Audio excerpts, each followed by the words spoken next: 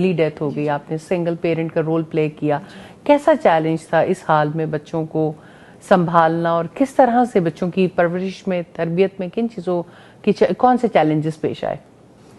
Actually اس معاملے میں بڑی خوش نصیب رہی کہ میری ساس صاحبہ اس وقت حیات تھیں. اچھا. اور ان کے ساتھ میرے تعلقات بہت اچھے تھے الحمدللہ. الحمدللہ. اور وہ میری خالہ بھی تھیں, اور انہوں نے میرے ساتھ مل کے میرے بچوں کی اپنی اپنی منزلوں تک پہنچایا.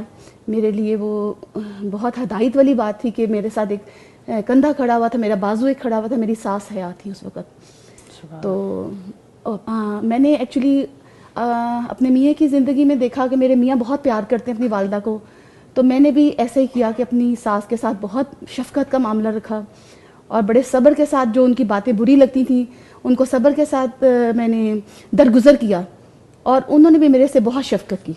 اور یہاں تک جب وہ وفات پائی تو وہ ایسے کہتی تھیں کہ مسیمہ تمہارے بغیر کیسے جی پاؤں گی.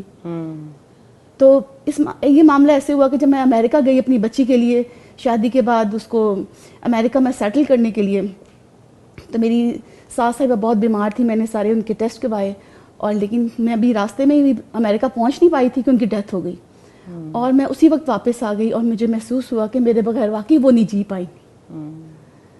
یہ بھی آپ نے بہت خوبصورت تذکرہ کیا, کیونکہ ہمارا پچھلا ٹاپک بھی یہی تھا, اور اگر کوئی ساس کو بھی ماں سمجھے تو یہ کتنی خوبصورت رشتہ ہے. اور میرا خیال ہے وہ نا اپنے بچوں سے زیادہ میرے سے محبت کرتی تھی, کیونکہ دیکھا انہوں نے کہ میں نے ان کی ہر ٹائم میں ان کا ساتھ دیا, اور میں نے اپنے آپ پہ جبر کر کے, اپنے صبر کر کے, اپنے آپ کہنے جوانی کی کچھ باتیں ہوتی ہیں انسان بھول کے, وہ ان کا ساتھ دیا, ان کو ماں والی محبت دی, انہوں نے مجھے ماں والا محبت دی, اور میری زندگی آگے بہت آسانی سے گزری.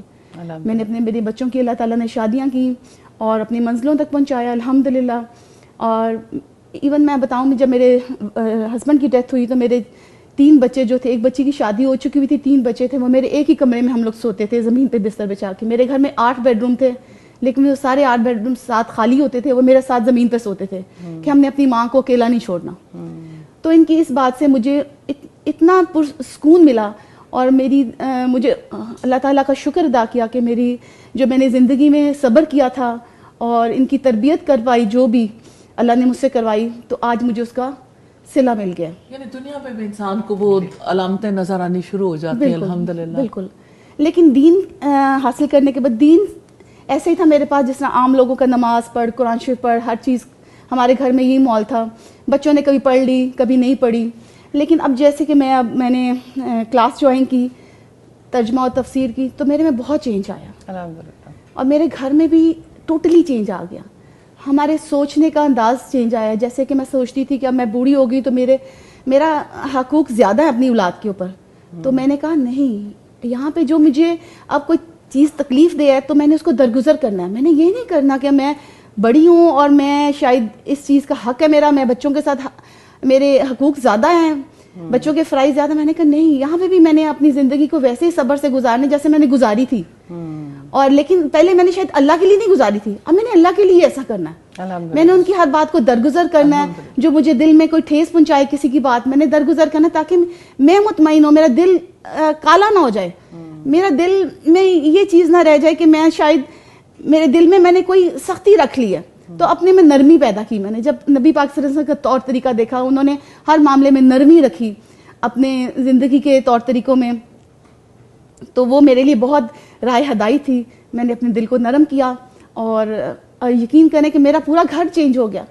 اب جو بچے میرے نہیں نماز قرآن پڑھتے, وہ صبح اٹھ کے ترجمہ پڑھ رہے ہیں, اور میرے گھر کا ماحول ٹوٹلی چینج ہو گیا الحمدللہ. یعنی اس عمر پہ بھی اگر ماں دین سے کنیکٹ ہو جائے, تو پہلے بھی آپ نے ان کی اچھی تربیت کی, لیکن بہرحال آپ محسوس کرتی ہیں کہ ماں کے اثرات تو ساری زندگی رہتے ہیں. بالکل. میں نے آپ کو بتایا نا, میں نے اپنی ساس کی خدمت کی, لیکن میں نے اس اجر سے نہیں کی شاید میں اللہ سے اجر لوں گی. میں نے اس لیے کی, وہ میرے سے محبت کرتی ہیں, میرا میاں ان سے محبت کرتا تھا, شاید اس طریقے سے میں نے کی. تو میں اب سوچتی ہوں کہ میں اللہ کی خاطر کرتی تو شاید وہ مجھے میرا مقام اور زیادہ بلند ہوتا. تو میں اس بات کے لیے توبہ کرتی ہوں کہ اللہ میرے سے اگر غلطی ہو گئی کوئی, میں نے اللہ کی خاطر نہیں کی, تو آج میں اپنے آپ کو معافی مانگتی ہوں اس بات کے لیے کہ میں نے اللہ کی خاطر ہر کام جو کرنا اللہ کی خاطر کرنا, اللہ کو جو راضی کرنا. بہت بہت خوبصورت لرننگ ہے جی. استاذہ, کسی عمر میں بھی انسان اگر اپنے فرائض کو سیکھتا ہے, اپنے حقوق کو سیکھتا ہے.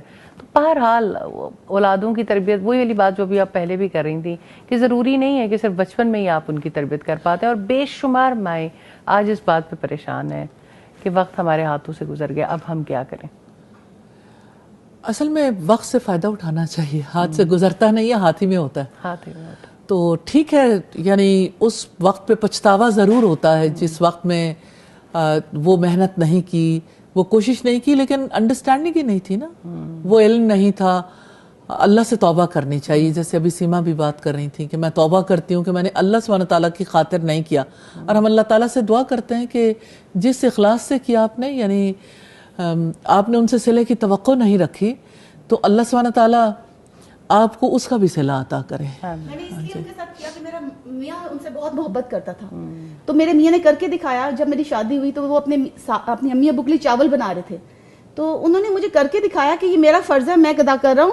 انہوں نے مجھے زبردستی نہیں کہا, لیکن میں نے ان کو فالو کیا کہ میرا میاں اتنی محبت کرتا ہے اور وہ میرا اتنا ہر چیز کا خیال رکھتا ہے, تو مجھے وہ کرنا چاہیے جو وہ کر رہا ہے. تو اس کی خوشی کے لیے, رضا کے لیے میں نے ان کے ماں باپ سے بہت محبت کی. اللہ تعالیٰ آپ کو جزائے.